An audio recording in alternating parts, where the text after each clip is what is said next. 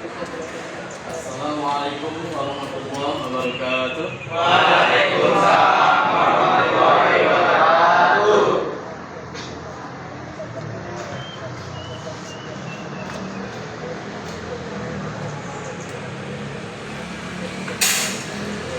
Untuk belajar, mari kita berdoa untuk saya masing-masing. Doa dimulai.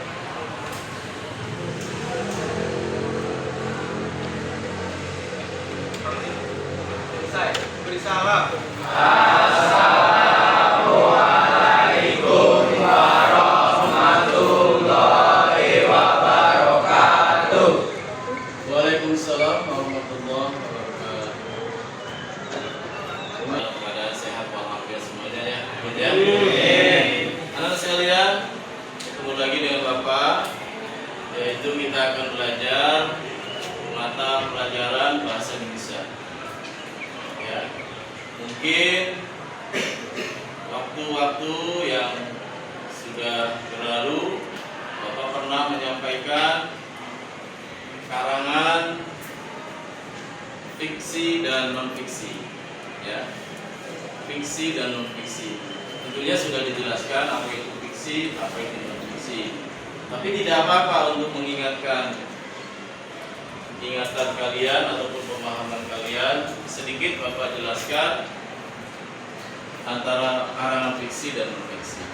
Karangan fiksi itu adalah karangan yang berdasarkan imajinasi atau rekaan pengarang, ya, yang dituangkan mungkin bisa juga dalam karya-karya sastra yang berupa bisa cerpen, bisa novel, bisa puisi dan lain-lainnya.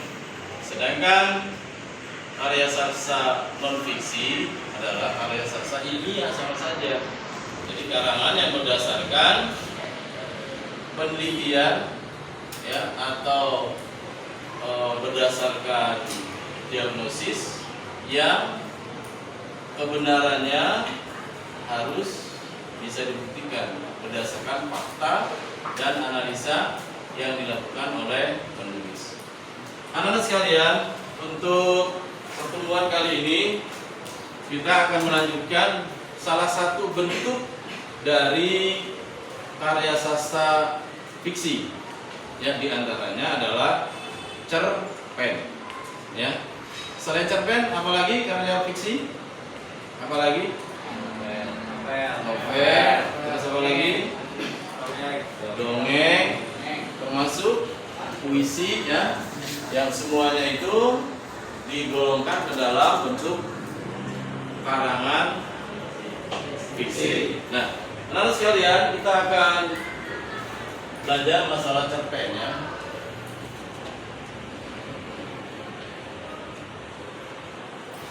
Ya. Cerpen ini adalah salah satu karya sastra ataupun karangan dalam bentuk fiksi. Ya. Tentunya kalian juga harus mengetahui apa itu cerpen. Ya. Siapa yang bisa menjelaskan apa itu cerpen? Semampunya apa yang ada di dalam pikiran kalian? Cerpen? Siapa yang bisa menjelaskan apa itu cerpen? Cerpen Ya, silakan. adalah karangan yang menceritakan sebagian hidup manusia yang sangat mengesankan selama dalam hidupnya. Nah, itu teman kamu sudah menjelaskannya. Jadi betul sekali itu yang dijelaskan oleh Ridho, ya. Mungkin yang lain pun harus ingat bahwa cerpen itu adalah karangan yang menceritakan sebagian kecil kehidupan manusia yang pernah dialaminya, yang sangat berkesan, ya. Jadi yang sangat berkesan itulah yang akan dituangkan di dalam cerpen. Makanya cerpen itu kan akronim daripada cerita pendek, ya. Makanya ceritanya ya pendek, ya, hanya bisa dibaca dalam satu duduk, gitu, ya. Mungkin kalau lembarannya mungkin tidak lebih dari 10 lembar, paling antara 5, 6, 4, karena hanya sebagian kecil saja yang diceritakan dalam cerita cerpen tersebut. Nah, hal-hal yang harus kita ketahui dalam cerpen itu yang pertama mungkin ya tadi apa itu cerpen sudah ya. Apa itu cerpen?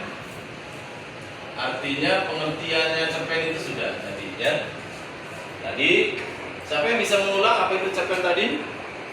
Coba selain Ridho, Diandra coba apa tadi? Cerpen adalah menceritakan. Siapa yang bisa menyempurnakan? Cerpen adalah menceritakan sebagian kehidupan manusia yang sangat berkesan. Ya, itu pendeknya seperti itu aja sudah benar. Kemudian yang kedua adalah apa itu isi cerpen ya? Isi cerpen.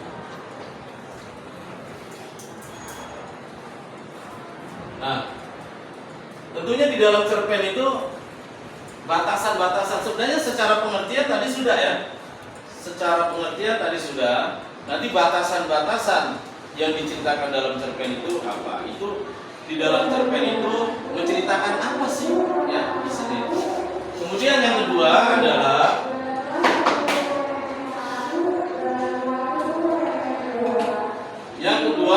bisa saja unsur-unsur yang terdapat di dalam cerpen ya. Jadi unsur-unsur yang terdapat di dalam cerpen. Di antaranya unsur-unsur di dalam cerpen itu ada berapa? Ada dua. Yang satu adalah unsur apa? Ya, unsur intrinsik. Dan yang kedua unsur ekstrinsik. Ekstrinsik. Ya. Nah, ini yang akan kalian ketahui dalam memahami apa itu cerpen. Mungkin masih ada karena ini pertemuannya waktunya terbatas, Bapak tidak akan menggali ataupun menjelaskan seluruhnya ada kaitannya dengan cerpen. Mungkin satu lagi ya.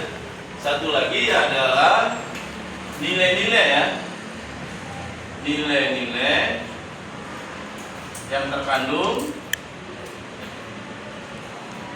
di mana? Di dalam cerpen. Ya. Nah, untuk lebih jelasnya nanti Bapak minta tolong ya di antara kalian untuk membacakan satu judul cerpen. Nanti akan kita jelaskan ya unsur-unsur ataupun hal-hal yang kaitannya dengan masalah cerpen. Oleh karena itu, Bapak minta tolong ya ke teman kamu yaitu Ali ya. Silakan Ali baca cerpen tersebut dengan lantang dan jelas, yang lainnya menyimak ya. Silakan. Lembaran putih. Siang ini saya disambut dengan hamparan debu yang menyisak penciuman. Debu-debu itu seakan membuat saya sesak dengan aroma yang khas. Kini saya telah sampai di sebuah pulau terpencil, tepatnya di selatan Indonesia. Saya mendedikasikan diri menjadi seorang guru di tempat ini. Langkah demi langkah saya lalui dengan sambutan anak-anak yang sedang bermain dengan sehelai kain lusuh. Mereka memandang saya seakan melihat sesuatu yang belum mereka lihat. Padahal saya hanya memakai pakaian biasa berselimut, jaket biru kesayangan dan sebuah ransel dan koper besar yang saya tarik. Akhirnya kamu datang juga. Wanita paruh baya itu mengejutkanku saat saya melewati rumahnya. Kamu pasti Rafli, ucapnya lagi. Namun adanya seakan mengajakku untuk berbicara lebih dalam lagi. Iya, saya Rafli. Apa Anda Ibu Asih? Beliau hanya menjawab, iya, kemarilah, kau pasti sangat lelah. Akhirnya saya menaiki 5 anak tangga yang menghubungkan ke atas ke teras rumah Bu Asih. Saya dan Bu Asih adalah guru di pulau ini. Beliau yang memperjuangkan kemerdekaan yang sederhana ini.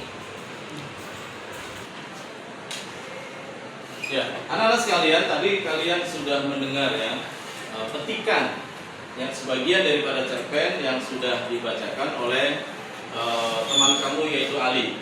Yang berjudul adalah apa tadi deh?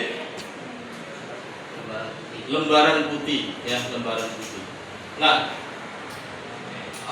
walaupun hanya sebagian yang dibacakan dari satu cerpen tersebut, tugas kalian nanti kalian akan bisa membaca cerpen secara utuh, ya, karena nanti akan kalian bisa gali di dalam cerpen itu apa-apa yang harus kalian ketahui. Cerpen pada dasarnya adalah memberikan kehidupan kepada pembacanya itu hal-hal yang baik, hal-hal yang bisa dijadikan sebagai teladan dalam kehidupan yang dijalankan atau dijalani oleh setiap orang. Anak-anak sekalian, kita tadi sudah menjelaskan bahwa apa itu cerpen. Kemudian isi cerpen itu Bapak ulangi lagi ya, yaitu yang berisikan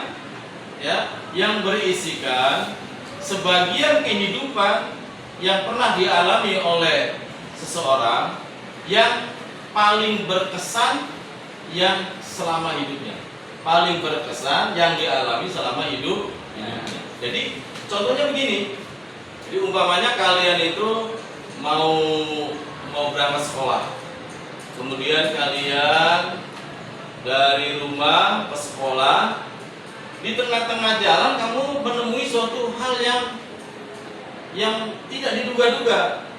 Ya, ketika mau masuk halaman sekolah, ada seorang nenek-nenek menghampiri kamu, ya. Menghampiri kamu, kemudian nenek-nenek tersebut berkata kepada kalian, anakku, cucuku, ya ini nenek nak, gitu. Tentu saja kalian itu akan kaget kan? Ini kok nenek kok mengaku saya sebagai cucunya? Ini gimana ini nenek ini? Ya namanya juga nenek-nenek, bisa saja pemikirannya itu adalah dia blank, melihat kamu di depan pintu situ seolah-olah melihat cucunya. Kemudian nenek itu berkata kepada kamu, nak, ini nenekmu, ya, tolong dong, umpamanya antar nenek kemana atau pulang untuk kemana. Padahal kejadiannya hanya berapa detik itu, berapa menit itu? Mungkin hanya 1 menit, atau 2 menit, atau 3 menit. Atau mungkin karena kalian bertanya, nenek siapa, nenek mau kemana, oke lah 5 menit katakan saja. Tetapi ketika ditulis jadikan cerpen, maka akan menghasilkan berlembar-lembar cerpen. Bisa Pak seperti itu? Bisa. Karena kalian ketika menulis kejadian yang tadi, berkesan nggak kira-kira? Berkesan ya. Nih, kok nenek kok ngaku saya sebagai cucunya? Berkesan kan? Nah, ketika kalian nulisnya bukan hanya itu saja, tetapi kalian nulisnya dari mulai berangkat, persiapan mau sekolah, mandi dulu, sholat subuh dulu, kemudian sarapan, kemudian kamu mempersiapkan pelajaran, tas, menstatar motor, berjalan terus. Kalau ditulis itu bisa sampai berlembar-lembar, itulah cerpen. Terus apa yang tadi kejadian ini, itulah yang maksud dengan klimaknya. Klimak dalam satu cerpen itu itulah kejadian tadi. Kemudian kamu sampai masuk ke sekolah, ditulis lagi, ketemu guru, bel berbunyi, saya masuk kelas, duduk di kamar kelas. Sampai situ. Padahal itu kalau ditulis bisa 3 lembar, bisa 4 lembar, ataupun bisa lebih. Itulah isi yang dituangkan dalam cerpen. Jadi sekali lagi apa cerpen? Menceritakan kehidupan seseorang yang paling berkesan selama hidupnya yang dialami. Oke. Kemudian unsur-unsur. Ketiga adalah unsur-unsur yang terdapat di dalam cerpen. Ada unsur intrinsik, ada unsur ekstrinsik. Nah, unsur intrinsik itu apa? Namanya juga in. Ya. Unsur intrinsik apa, siapa yang bisa? Unsur intrinsik. Nah, sebenarnya kalian bisa saja melihat catatan. Ya. Apa unsur intrinsik? Unsur-unsur yang terdapat di dalam karya sastra itu sendiri. Ya. Saya ulangi, apa itu unsur intrinsik? Unsur-unsur yang ada di dalam karya sastra itu sendiri. Ya. Kemudian unsur intrinsik itu ada berapa? 7. Ada 7. Coba sebutkan. 1. Tema, tokoh, alur, perwatakan, latar, politik, dan simpanan. Ya, coba disebut bareng-bareng. Ya, pertama adalah tema, tema, tokoh, alur, perwatakan, latar, nilai didik, dan sudut pandang. sudut pandang. Itu yang termasuk di dalam unsur intrinsik. Sedangkan unsur ekstrinsik adalah unsur-unsur yang mempengaruhi di luar daripada karya sastra. Siapa yang dipengaruhi? Penulisnya. Mempengaruhi penulisnya. Di antaranya apa-apa? Nah, di antaranya apa? Apa unsur ekstrinsik? Agama, sosial, politik, budaya. Ini termasuk. Bisa juga umpamanya dari daerah. Ya, sedikit lagi anak-anak, yaitu nilai-nilai yang terkandung di dalam cerpen. Ya, nilai-nilai yang terkandung dalam cerpen ini ada berapa? Ada 7. Coba sebutkan. Nilai moral, bareng-bareng. Nilai budaya, nilai pendidikan, nilai sosial, nilai estetika, dan nilai agama. Coba sebut sekali lagi bareng-bareng. 1, 2, 3. Nilai-nilai unsur-unsur intrinsik yang ada dalam karya cerpen adalah 1. Nilai moral, nilai budaya, nilai sosial, agama. Itulah nilai-nilai yang terkandung di dalam unsur ataupun nilai-nilai yang terkandung di dalam cerpen. Anak-anak sekalian, ya, mudah-mudahan apa yang sudah Bapak jelaskan ini akan bisa memberikan wawasan untuk memahami apa itu cerpen. Mungkin untuk pertemuan kali ini Bapak cukupkan sekian saja, tetapi sebelumnya mungkin ada yang bertanya di antara kalian? Pak, benar Pak. Ya, silakan. Pak, tolong jelaskan karangan fiksi dan non fiksi. Oh, karangan fiksi dan non-fiksi. Ya, oke. Ya, itu aja ya. Satu aja karena waktunya sudah mendesak. Karangan fiksi tadi sudah dijelaskan ya. Di antaranya adalah cerpen, novel, kemudian cerber termasuk, kemudian puisi, pantun itu termasuk karya fiksi. Ya. Sedangkan karya non fiksi itu karangan yang bisa dibuktikan kebenarannya seperti sejarah, ya kan? Biografi atau autobiografi. Termasuk pelajaran-pelajaran kalian ini termasuk non fiksi. Ya, karena dibuktikan kebenarannya. Itulah ya bedanya ataupun bentuk-bentuk karya fiksi dan non fiksi. Jadi siapa lagi yang tanya lagi? Ya. Pak, jelaskan apa yang dimaksud dengan unsur intrinsik dan fiksi. Sebutkan juga Pak apa aja yang termasuk unsur intrinsik. Ya, sebenarnya tadi Bapak udah jelas, tapi tidak apa-apa ya. Itulah cara belajar. Kalau tidak paham ditanyakan lagi. Unsur intrinsik ini tuh apa? Di dalam. Ya, berarti intrinsik unsur-unsur yang mempengaruhi di dalam karya itu sendiri. Bentuknya adalah tadi ya, ada berapa? Ada tema, ada alur, ada penokohan, ada karakteristik, ada watak atau perwatakan. Itu di antara seperti itu. Mungkin satu lagi ya, karena waktunya sudah mendesak. Pak, jelaskan nilai-nilai kehidupan dalam cerpen dan apa saja. Oh iya. Ya, memang sudah Bapak katakan tadi ya bahwa kita membaca cerpen itu pasti akan mempengaruhi kehidupan dalam kehidupan kita sebagai manusia ya. Makanya kita membaca cerpen itu ya bisa dibuktikan dalam kehidupannya, seperti nilai agama, ya, nilai sosial, budaya, kemudian bisa juga nilai moral, ya, itu tadi yang sudah sebutkan, ya. Jadi itulah yang mungkin kita bisa membuat cerpen, tapi kita mendapatkan pelajaran dari cerpen, ya.